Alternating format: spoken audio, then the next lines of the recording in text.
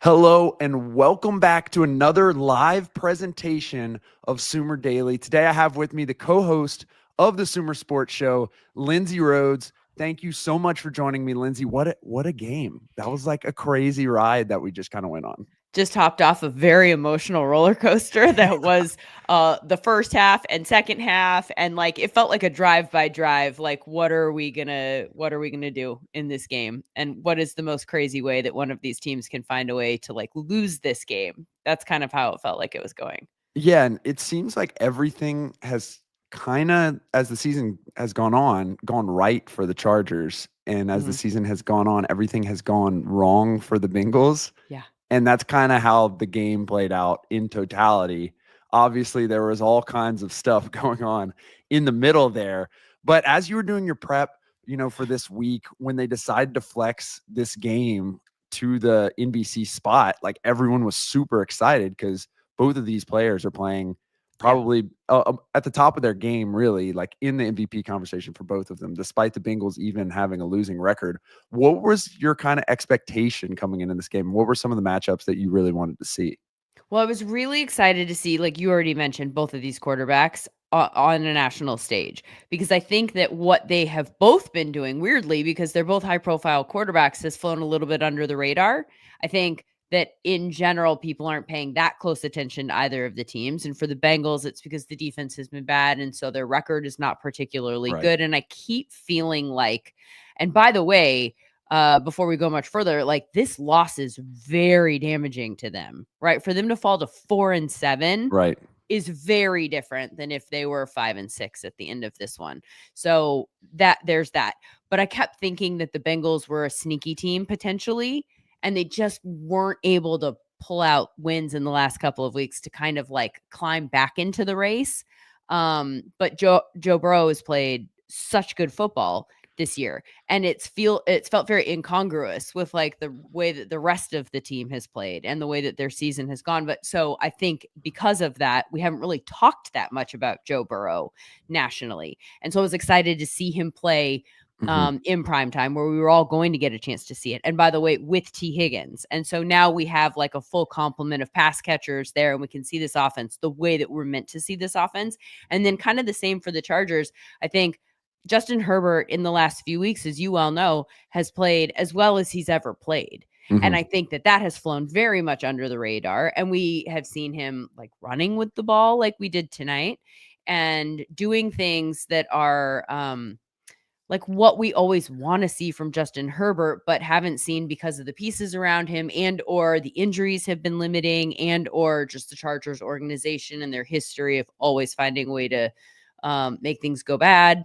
That's been limiting. The defense has also been outstanding. And I think in the first half, we saw exactly like what I was hoping we would see from the Chargers tonight in terms of kind of a coming out party and putting them on people's radars. And so that was really my expectation, was that we would just see primarily both of those offenses. I thought we were going to see a high scoring game because in general, while I think the Chargers defense is very good, I think good offense beats good defense. Right. And so I thought that we would probably see a high scoring, very close game. And we ended up seeing a high scoring, very close game, but it really didn't get there in any of the ways that I thought it was going to. Yeah, I'm glad that you said that you felt as if Burrow wasn't getting, his kicks nationally as well, because I felt like that too. I went on the program in Kansas City this past week, and they, just asked me for like a one-liner, like overrated. Is Joe Burrow overrated out there in Kansas City? Obviously, there's like a big, push of Mahomes versus Allen versus Burrow and that class of quarterbacks. And I was like, wait, he's underrated. Like this team on paper is not like good on defense. They don't have great rostered players outside of Trey Hendrickson and Logan Wilson to a certain degree. And they're losing games because of it. They're not losing games because of him. Like he's literally doing everything in his power to keep them in this game. And that's again what we saw tonight. And I think in the national spotlight, because they've kind of fallen, and obviously tonight also fell out of fruition with, their own record. He just hasn't gotten the kicks that he's needed to be vault himself into that MVP conversation. Unfortunately, they can't finish it off again. And he did get multiple shots, and maybe that's the difference between wins and losses at this point. But I mean, it's such a thin line for that team to win. It's really crazy. I mean, getting into our haters and appreciators segment, like the body language on defense Yeah. in the first half for the Bengals was it was like Jets level bad body language. Like it was that level of bad.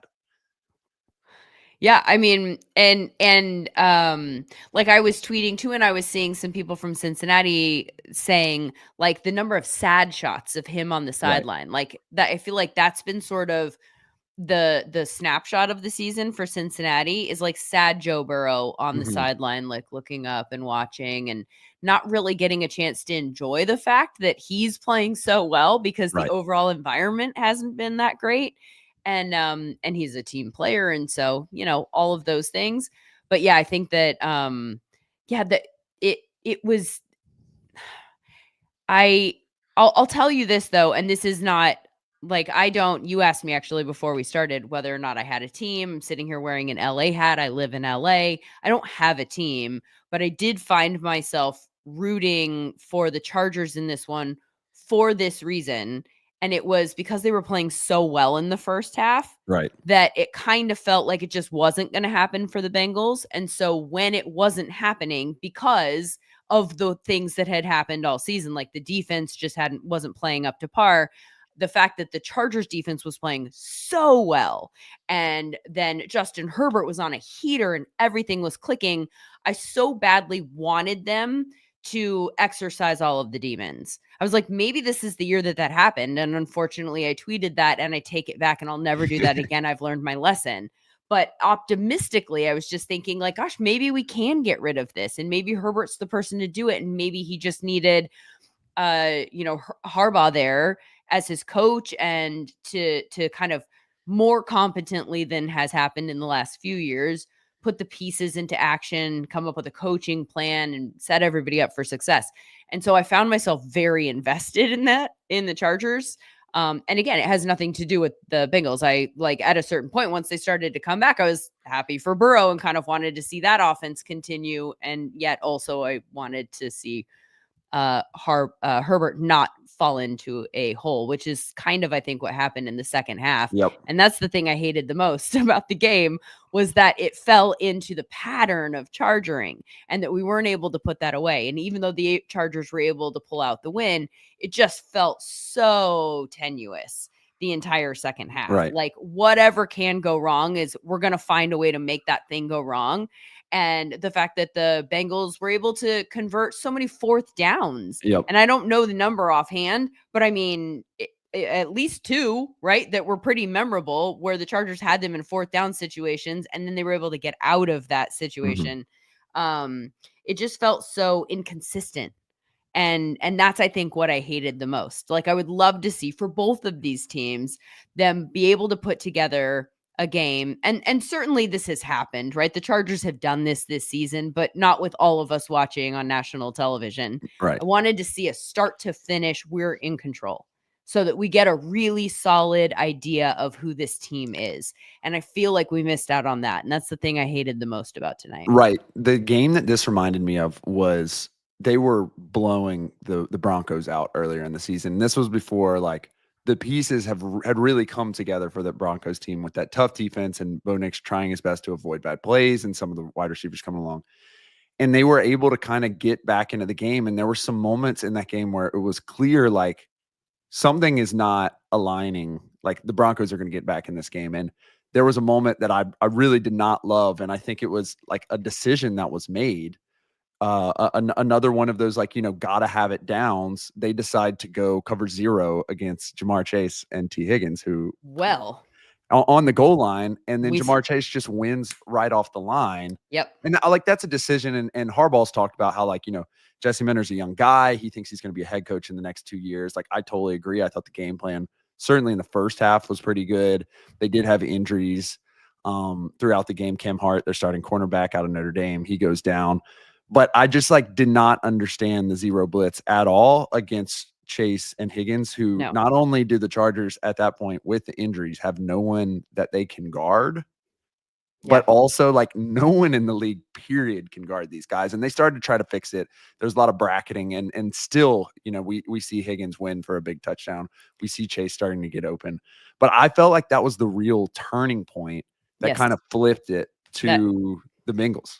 100%. I wrote that down too. And specifically the man coverage look at the goal line when facing Jamar freaking Chase, when the man covering him is a rookie DB. And by the way, just in terms of momentum shifting too, Hart, the guy who gave up the touchdown, had just blown Brown the F up on third down. So talk about a gamut of emotions for that guy to go through in a short period of time. And then the Chargers drive after the Chase touchdown felt very, very sloppy. And it felt like, oh my gosh, this charging thing might actually happen. So there was a lot of sloppiness in the second half from the Chargers. And there was a lot of sloppiness from the Bengals in the first half. And that was a bizarre game. That was a bizarre game. And even at the very end, Dobbins scoring the touchdown, which some would argue, like the way that the kickers have kicked, like you take the 6 points, but also Collinsworth mentioned it in the broadcast. And I think it was smart to do so. Like, you don't want to give the ball back to Burrow with time on the clock, because even though they didn't end up marching down the field and scoring a touchdown, it felt very much like the kind of game where that was going to happen. And so I would have kind of liked to have seen Dobbins, as much as I personally, for reasons I've already announced to you guys, celebrated very energetically when he scored that touchdown. Immediately after he did, I thought, oh, that actually probably should have gone down, because a field goal here, to leave no time left on the clock for Joe Burrow and the Bengals to march back down the field would have probably been the smart thing to do there. Yeah, and there was certainly some sloppiness in the special teams game. Like, I typically believe that in order to be like a true championship team, you have to win all 3 sides of the ball. And we've seen the Chiefs do this over and over and over again, like in the old days when they had Tommy Townsend as their punter, Butker kicking, like finishing in big games. And we definitely did not see that in this game. We saw some bad punts. And in particular, Lindsay, we saw, 2 big missed field goals from McPherson for the Bengals that maybe wouldn't have won the game, but certainly would have changed the tide of the game. And it's just like in a day where we saw so many missed chip shots, but made, long balls, basically, it sucks to see McPherson, who was deadly in their Super Bowl run, just like basically, they lost the game on special teams, they lost the game on defense, and it's tough to see it go that way. Yeah, there was a lot in this game that felt tough to see. After the blocked kick, which feels like it was like hours ago now, because so much happened after that, but the last blocked kick or missed kick of the Bengals, I turned off the TV downstairs so that I could come upstairs so that I could prepare to be in this space. And in the process of me moving upstairs, I got a text from one of my friends that was at the game, who's a Chargers fan, who said, "I'm done." And I went, "What?" Like that was I felt like that was probably game clinching, like that block or that missed kick. I keep saying block. And I couldn't turn the TV on fast enough. The Bengals already had the ball. And I was like, what happened? Like catching up on the fact that they went 3 and out in 9 seconds under those circumstances. 3 passes too, no runs. Exactly. Like, I mean, I understand you're tied, so you still have to score. So it's not like you're just trying to run the clock out, but it just felt like the whole thing got away from everybody down the stretch. I wonder how that, it felt like it maybe an entertaining game, I guess. Like, I felt like I got wrapped up in the emotions of it all. And so I don't know how most people probably just experienced that game without any kind of emotional investment. Yeah. And speaking of emotional investments, like the fact that this is probably, we're going to get a couple more weeks of this Bengals offense, and then like God kind of knows what's going to happen to it. I'm assuming that Higgins is gone, right? Like that has to be the assumption right now. I mean, I suppose so. It feels weird going back, and I mean, I realized that he was still banged up But it just feels weird if he is going to be gone that there wasn't an effort to move him at the deadline. Like, True. or that it didn't happen, because you have Lattimore, who also still hasn't played, Yeah. with a hamstring injury, who was moved for, kind of a lot. Mhm. And so I'm a little bit surprised that nothing happened there. And then there was just really no talk about it. Like, it just kind of went away. Like, Right. that wasn't a major thing that we were anticipating at the trade deadline. And I did feel at the time like there was some value in not moving him, because I like I said, I thought that they were still in the race, even though they were on the outside looking in. I just thought if he got back that they might have the pieces. And I even mentioned maybe trying to make a trade to bring somebody in defensively so that they Right. could make a run. And that obviously isn't going to happen. And now they're pretty far. I mean, they're in 10th, but at 4-7. Denver sitting in 7th at 6-5. I mean, it's doable. It just doesn't feel all that plausible at 4-7 No. that we're going to sit here and talk about the postseason, right? Yeah. I think this is probably the death knell. And the sad part about it is that, like, you look at T. Higgins was fantastic in this game So against a good. tough Chargers defense. 9 receptions, 148 yards and touchdown. Just the whole game was a guy that was like, even down to the last play, even down to the Hail Mary, was a guy that was like Yep. not open, but he was open. Like, he was Yep. going to make the play. He was going to make the catch. He has a tough drop in the end zone. He makes up for it later in the game by scoring a touchdown. But like, it was a true, I'm wide receiver one-esque game from Higgins. And it just sucks that I'm assuming they're going to extend Chase, but they certainly should have gotten that done this year. They didn't do it. And so now they move on. It's just like this era of the Bengals feels like it's certainly over, which is just, I hate that. I'll just like go out and say, I really hate that for this team. Yeah. I mean, especially on the heels of a game where we saw how valuable T. Higgins was to them. Like, we've seen for the last few weeks how much they missed T. Higgins on the field. And for him to come back, roaring back the way that he did today, and to effectively see him walk and not get anything in returns can be pretty hard to take. Yep. So a couple quick hits as we move from the hates to the appreciates. We've had some comments on this podcast about the Wicked ads. I think you have some thoughts on the Wicked ads. What are your teas? Is this a hate or appreciates? I kind of feel like I'm in the middle of that, because I actually am looking forward to the movie coming out, because my daughter is at an age where it feels like that's a good movie that we can go see together. And so Right. I am looking forward to going and seeing Wicked in the theaters. But I swear to you, they're trying to make me they're trying to like wear down that excitement by beating me over the head with it everywhere I go. Like, how is it that they have this much of I mean, I realize it's a movie and whatever, but the budget for promotion of this, I feel like they've been doing it for months. Also, like, they were at the Olympics, those two, right? Right. Promoting it, like walking around in their pink and green. Like, we've been doing this for months, and it feels like every commercial break has a Wicked ad. And I'm like, I get it. I'm actually excited. Like, go away with this. I got it.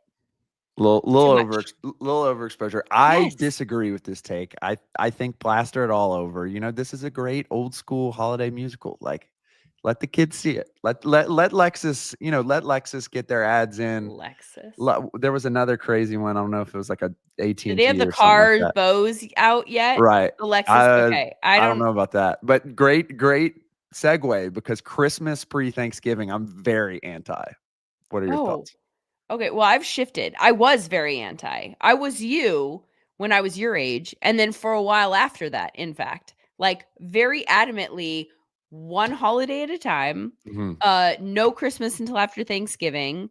I was very adamant about this. And then COVID broke me.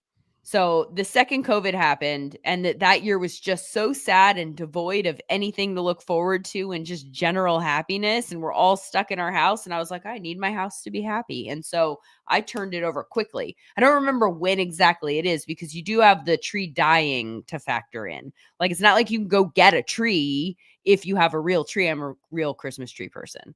And so I can't go get that until like at the very earliest right after Thanksgiving, or else the tree will be dead before Christmas. So there's some strategy that we Mhm. have to employ with how early we can start decorating our houses. But yeah, now I'm in on the like there's enough that sadness and stuff to deal with as adults. Like now I get it. Like just bring on all the joy, anything that makes you happy, lights, music, whatever. I'm not a hater anymore. We're going to It's a win you over, Sam. We're going to do it. it's good reasoning. It's good reasoning. And I will have to say, you know, walking around New York this weekend and the lights are starting to go up. I'm in the Christmas cheer. Just Right? maybe just hold off on the music. Like let me have my true music radio time of Christmas, like fully indulge. Maybe let's hold that off until Black Friday. There's a Final station out here that is playing in Los Angeles, Coast 103.5, that has already started. And this is like a branding, wow. marketing thing that they've done where they are playing only Christmas music wall to wall. And they're like known for it. Are they like the earliest? Like, is that like the tagline now? It The must earliest be. Christmas music in LA. I don't know. You want happy? Come here. Yep. 103.5. Yep. And so the final hate thing here for me personally, I saw Justin Herbert do something I've never seen done. I've watched and played basketball my entire life. I've watched football and everything timeout. The man called a timeout with the big T. Like the forearm up and and the fist into it. I have never seen that before in a game. It was in I'm the not red sure. zone on a goal line. He walked away from the huddle and did the big T like this. Lindsay Rhodes, how would you do a timeout? I mean, like a normal person, I don't know. It was a crazy look, and you know sometimes you get the little T in No, who, basketball. what? In No, basketball well, for a technical foul, just a little too far, little T. But no, that could be a lot of things. And, you know, then you have to make sure that your angles are correct and stuff like that. No, but, I'm trying to think like if there's a reason, like if you just need it to be big, but it also doesn't feel like it yeah, accomplishes that. It and just feels like it uses too much energy, to be honest with you. I Like mean save it. in the pre-draft, they said Justin Herbert was an interesting guy. I did not expect that to entail weird timeout signs, but I guess it No. does. Maybe we have to appreciate it with Justin Herbert. And speaking of appreciation, we mentioned it a little bit. The quarterback play was awesome. It was a tale of two halves for Justin Herbert, but he ends up coming through. Some of the throws, Lindsay, were fantastic. Yeah, I mean, I feel like you are probably in the same camp as me as like Justin Herbert he makes some throws that are just the prettiest throws. Like there are things that he does on the football field that feel like they not to be overly dramatic, but they like take your breath away. And when Right. you are really really into football, it's just he won me over very early in his career and I've been a massive fan ever since. And so, but he does kind of put you through the gamut of Mhm. emotions.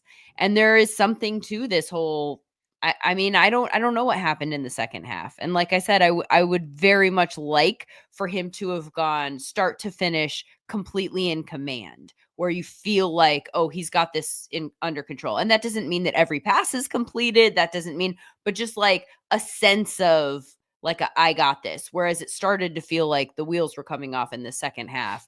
And that's scary. That's scary that that's something that we continue to have to deal with. But I do also wonder if, you know, he's been in the organization long enough, and Mhm. the second that the Bengals scored that touchdown and the Jamar Chase, it already felt like you said, like the momentum shifted. Right. And I feel like this fan base, this team, these players, everyone in that building knows to brace themselves. And so that must be a very weird dynamic to go through, even as a player, because even though you have the ability to affect the outcome, like that sense of like, here we go again, you have to find a way to get over that. And clearly they haven't found a way to get over that, to flush that. And I don't think it's a mental thing necessarily that's happening that's leading to the breakdowns, Mhm. but I think it's a factor. And so I'm not sure what it's going to take to get rid of that. Maybe just a Yeah. couple of games where this kind of thing does not happen. Mhm. I don't know. Yeah, But and maybe the end game, I guess, like maybe the end game sequence is the lock on that. I was ready to crown him this week. Like I loved the game last week, but as you said, like to match your intuition, the stats match it. He was 6 for 20 at one point in the second half. He ends up like around 50% completion percentage. He ends up below average in terms of EPA per play. Like it just went south, and it went south quick. Yeah. And in the second half, they weren't throwaways, those incompletions. Right. I was definitely noting because, like I said, I wanted on a national stage for people to kind of see what he has been doing for the last couple of weeks, because I know a lot of people aren't paying attention, or they're just seeing a score, and the Mhm. Chargers aren't a team that people are like racing to go watch, in the middle of a red zone day. And so I wanted people to see what he has been doing. And Right. so in the first half, I was especially keyed into his stat line and Mhm. all things Justin Herbert. And so every incompletion that was a throwaway, I was like mentally noting it. I was like, yeah, but like that one was fine. Right. And then that one was fine, as if I was starting to defend the stat line, at the end of the game. And in the second half, that was not the case. We were like sailing passes, and Mhm. it was just off. But I tell you what I did like in this one until the fumble was him taking off and running. And he's been doing a lot more of that in the last couple of weeks.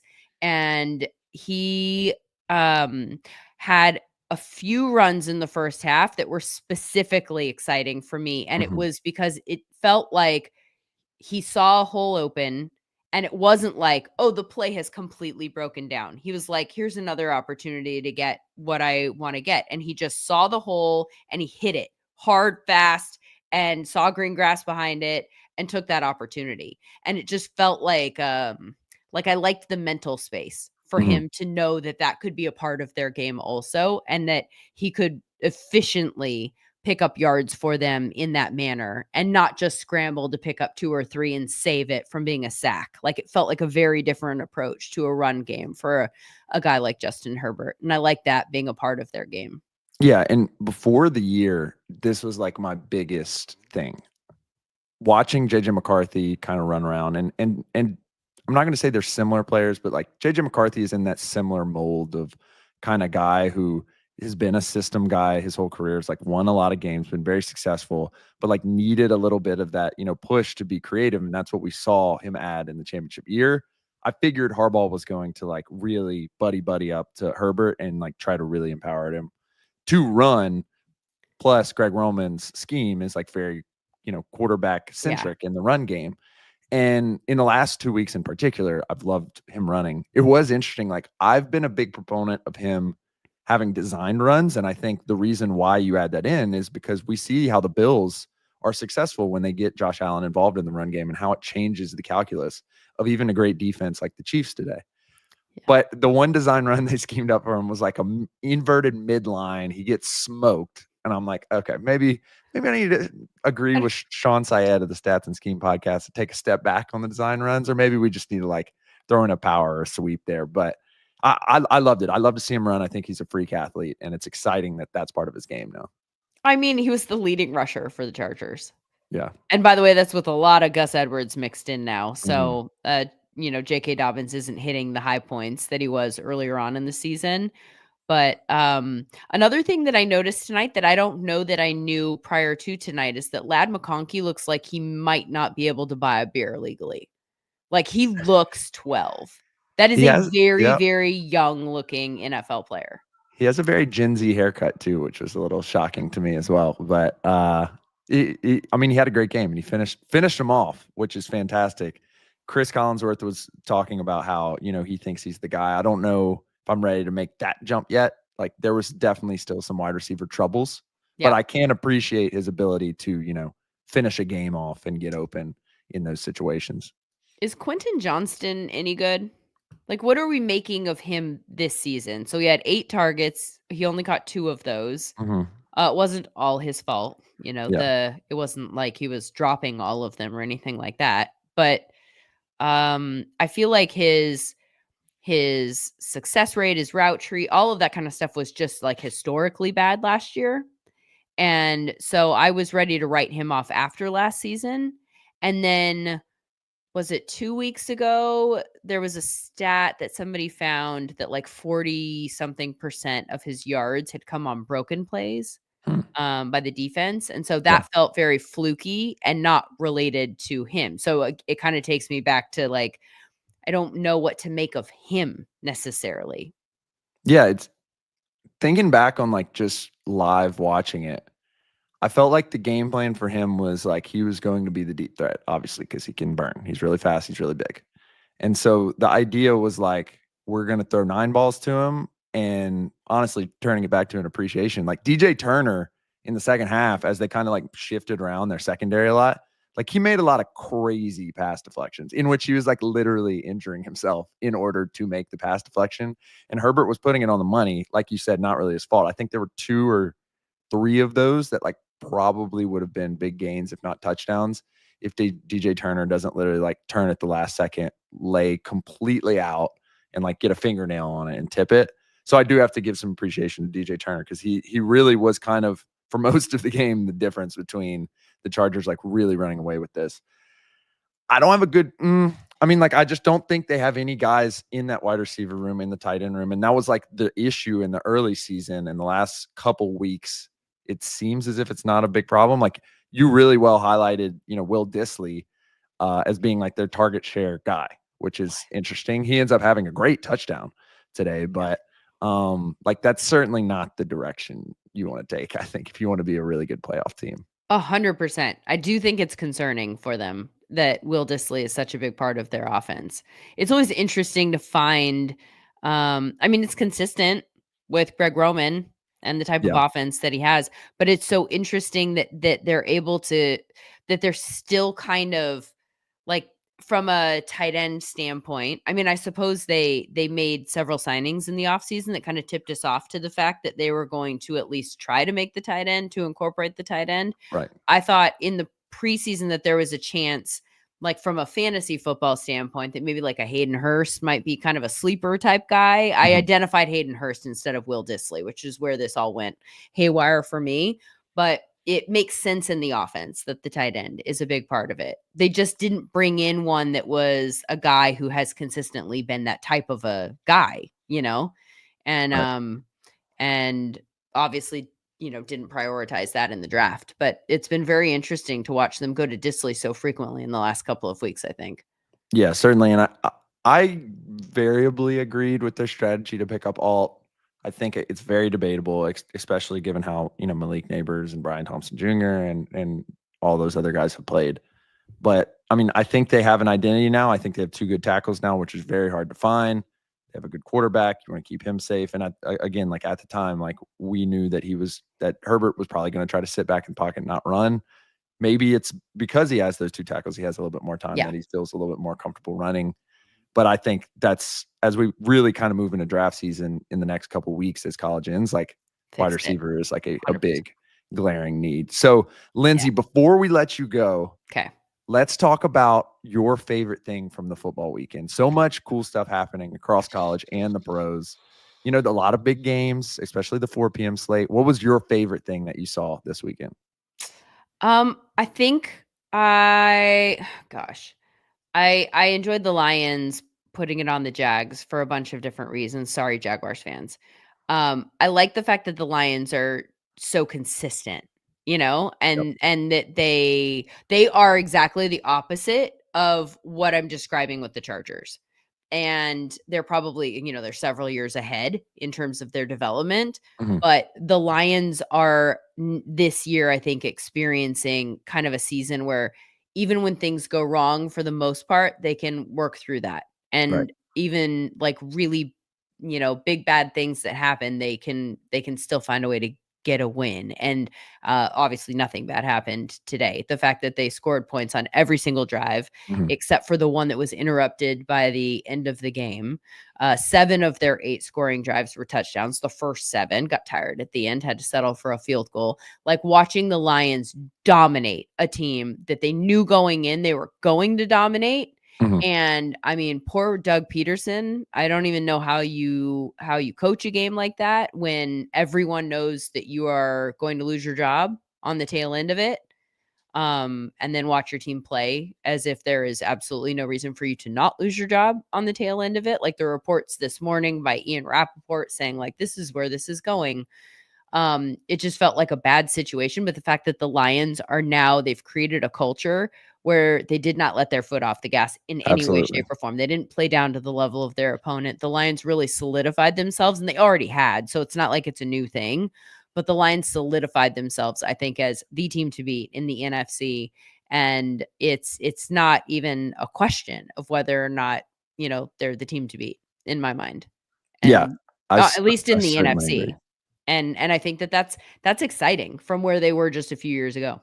No, I certainly agree, and it's great to see Jared Goff playing well, especially after the game last week.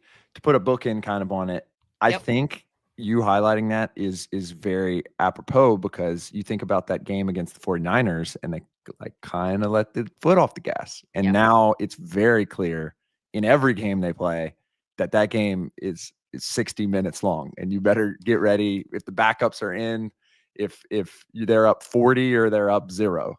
Like they're going to continue playing no matter what. But also, and not to harp on a situation that I know people feel very emotionally about, but the whole go for it on fourth down last year and the whole like that type of thing that I know Dan Campbell took a lot of heat for. I argued at the time, and I will still argue it now, that that's why they're here.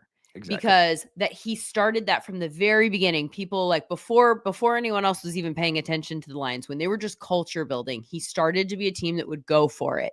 And he put I think it culturally sends a message to the guys that he believes in them. And I understand that there's also a flip side to that argument that like that he also owes it to the team to put them in situations where they can succeed and or like look out for the defense if the offense doesn't get it and all that kind of stuff. But I think that there is something that is very empowering in the way that he approaches those situations and shows that he trusts them and doesn't abandon that because the situation is whatever Right. the situation is. Like he's just like, no, this is who we are. This is what we do. We are going to take it to you. And I think that there's a long game that didn't work out in that game, but I think we're seeing part of the long game played out in terms of the way that they're playing this season. I think even that decision that didn't work in the small example is part of the reason that they are mentally who they are right now in all of the ways that works. I just think you can't look away. You can't like ignore that when it doesn't work. Yeah. And I think what he's excelled at, in particular, Dan Campbell and the rest of their front office, is like they take their guys who are A+ players and you have to deal with them the whole game. Yep. And then they take their guys who aren't necessarily A+ players or haven't been A+ players. Jameson Williams, great example. Yep. And then all of a sudden they are an A+ player because they are in that system and you have to deal with everything else going on, plus someone who has like a high upside. And so it was awesome to see that. And speaking of A+ players, Lindsay, thank you so much for joining me on this live broadcast. We're doing a bunch of these for everyone following the podcast, and it's so exciting to have you on. Any last words for the folks? Gosh, what else did I? Yeah, no, I don't think so. I mean, the Bears. I feel like that's the only other thing that we did not discuss that I do think is notable is that at least the offense was better today. And maybe it's a good thing that we didn't throw away Caleb Williams and send him to the bench, as some had suggested. But there are other people that we could send away in that organization. And I don't know if I want to continue that sentence. Yeah. And I'm not going to hate on Tulane legend Kairos Santos either. So a good place to step out. Lindsay, thank you so much for joining me. This has been another live presentation of Sumer Daily. She's Lindsay Rhodes. I'm Sam Brookhouse signing off from Sumer Sports. Thank you for having us.